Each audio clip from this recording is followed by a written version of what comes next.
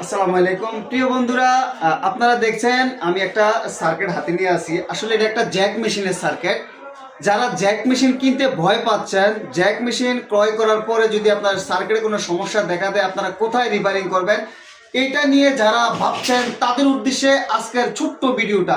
দর্শক, ভিডিওটা স্কিপ করার কোনো সুযোগ নাই, খুবই গুরুত্বপূর্ণ একটা ভিডিও আপনাদের সামনে তুলে ধরলাম। এই যে আমার কাছে দেখতেছেন আপনারা, এটা একটা জ্যাকের সার্কিট। এখানে আরো অনেক সার্কিট আছে।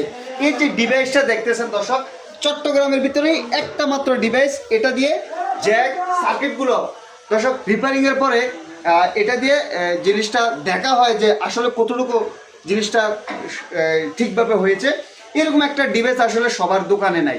চট্টগ্রাম দেওয়ানহাট মাসুম মেশিনের যে দোকানে আসলে আপনি পাবেন এখানে জ্যাক মেশিন পাবেন, সার্কিট ইঞ্জিনিয়ারিং রিপেয়ারিং।